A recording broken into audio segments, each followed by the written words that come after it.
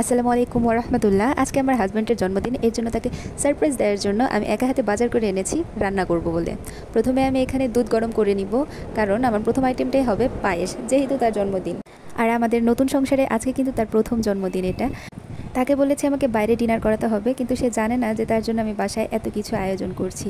আমি নতুন রাঁধুনি, তো আমার জন্য এইটুকুনি করাই আসলে অনেক বেশি সময় সাপেক্ষ এবং কঠিন ছিল, কিন্তু আমি করেছি তার জন্য। ভালোবেসে করলে না আসলে সব কাজে অনেক সুন্দর হয়।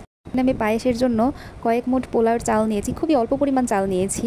এই চালটাকে এখন আমি ভালো মতো ধুয়ে সেই যে একটু দুধ উঠিয়ে রেখেছিলাম, আপনারা দেখেছেন ভিডিওতে, সেই দুধটার মধ্যে ভিজিয়ে রাখবো সুন্দর করে আধা ঘন্টার জন্য। এই তো এখানে সেই দুধটুকুনি রয়েছে, আর এই যে চালগুলো আমি দিয়ে দিচ্ছিলাম। এটা যদি আমি আগে ভিজিয়ে রাখি না, তাহলে না পরে পায়েসটা খেতে আরও বেশি ভালো হয়। আমি এটা একটা ভিডিও থেকে দেখেছি। সো যাই হোক, আমি তো 30 মিনিটের জন্য ভিজিয়ে রেখেছি, আর 30 মিনিট পরে এসে কিন্তু আমি আবার এই যে দুধ চুলায় বসিয়ে দিয়েছি।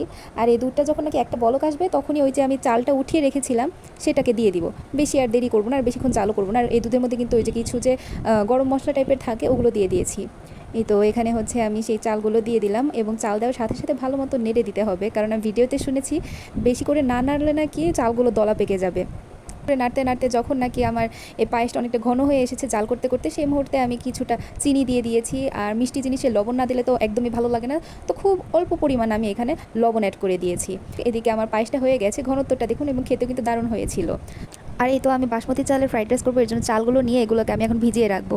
এগুলো ভিজিয়ে রেখে একপাশে আমি যে সবজিগুলো এনেছি সেগুলো বের করছিলাম। ফ্রাইড রাইস এবং আমি চাইনিজ ভেজিটেবলটা করবো আজকে ইনশাআল্লাহ। তো এরপরে এই সবজিগুলোকে আমি নিয়ে ভালো মতো কেটে নিয়েছি, আমার যেটুকুনি যেটা দরকার আর কি। তো ভালো মতো কেটে নেওয়ার পরে আমি এখানে রোস্ট করব, আলাম মুরগির রোস্ট আমরা বলি, আস্ত মুরগির রোস্ট আর কি। তো এখানে আমি রোস্টের জন্য মশলা কষিয়ে নিচ্ছিলাম খুব সুন্দর মতো। আর আমি প্রত্যেকটা জিনিস অনেকগুলো ভিডিও ঘেটে ঘেটে বাসা থেকে জেনে শুনে এরপরে রান্না করছি, যেহেতু আমার ফার্স্ট টাইম এগুলো রান্না করা। আমি কিন্তু নতুন রাঁধুনি, আমি আবারও বলছি, খুব বেশি দিন হয়নি আমি রান্না করা শুরু করেছি। আর রোস্টের মশলাটা সুন্দর মতো কষানো হয়ে গিয়েছে প্রায়। আমি নাড়াচাড়া করছিলাম, নিচে লেগে যাচ্ছিলো, আপনারা দেখতেই পাচ্ছেন। এটা যখন কষাচ্ছিলাম দারুণ একটা অ্যারোমা ছড়াচ্ছিল, আমার কিন্তু খুবই ভালো লেগেছে। তখন আমার কনফিডেন্সটা একটু বেড়ে গিয়েছিল যে আমি হয়তো পারবো। এরপর যখন উপরে তেল উঠে এসেছে, তো আমি আগে মুরগিটাকে একটু হলুদ লবণ দিয়ে ভেজে রেখেছিলাম হালকা কোনো রকম, মুরগিটাকে দিয়ে দিয়েছি, এবং এপিটো পিঠে যে কষানো মশলাটা সেটা মাখিয়ে দিচ্ছিলাম ভালো করে। মশলাটা কষানো, এই কষানো মশলার মধ্যে আমি এটাকে রেঁধে নিব সেদ্ধ হওয়া পর্যন্ত।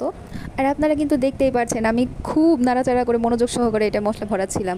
আর এই তো এখানে আমি বাটার মিল্ক বানিয়েছি, সেখানে দুধ আর একটু লেবুর রস দিয়ে বাটার মিল্কটা 30 মিনিট আগে বানিয়ে রেখেছিলাম আমি, যেহেতু আমার কাছে টক দই নেই।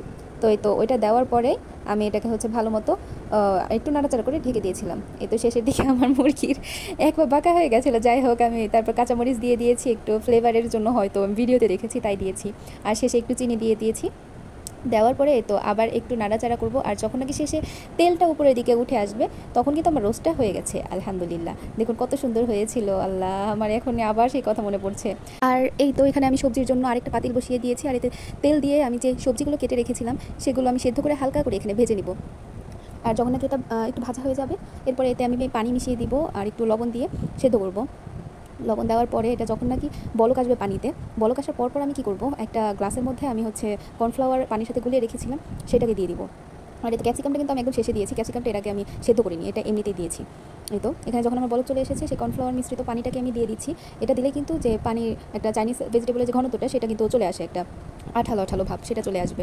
এই তো আর এটা বেশিক্ষণ জাল করা যাবে না, বেশিক্ষণ জাল করলে কিন্তু বেশি আঠালো হয়ে যাবে, আর ঠান্ডা হলে কিন্তু আরও বেশি টাইট হয়ে যাবে। যখন এই যে তরকারির কনসিস্টেন্সিটা এমন থাকবে তখন আমি নামিয়ে ফেলবো। আর যখন একটু ঠান্ডা হয়ে এসেছিলো তখন কিন্তু একদম পারফেক্ট হয়েছিল। আমার এটা শেষ, এখন আমি ফ্রাইড রাইস রান্না করব। তো সব শেষে আমি এটা রান্না করছি যাতে রাইসটা গরম থাকে।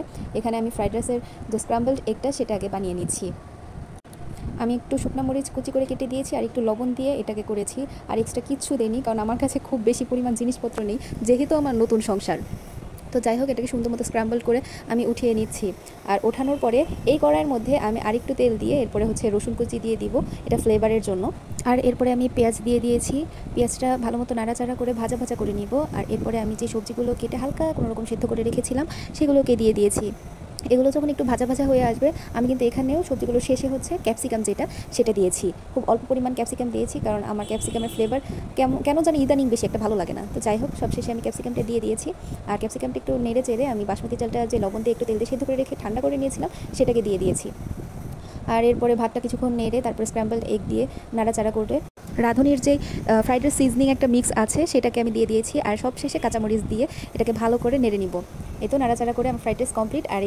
আর এই তো যখন ওনার অফিস থেকে ফেরার সময় হয়ে গেছে, আমি সব কিছু সাজিয়ে নিয়েছি আমার মন মতো। এটা প্রথমবার ছিল, আর আমার নতুন সংসার অনেক কিছু কেনা হয়নি, তাই আমি আমার একটা হিজাব বিছিয়ে সব কিছু সাজিয়েছি। আল্লাহর রহমতে উনি অনেক খুশি হয়েছিলেন। যাই হোক, আজ এই পর্যন্ত। আসসালামু আলাইকুম।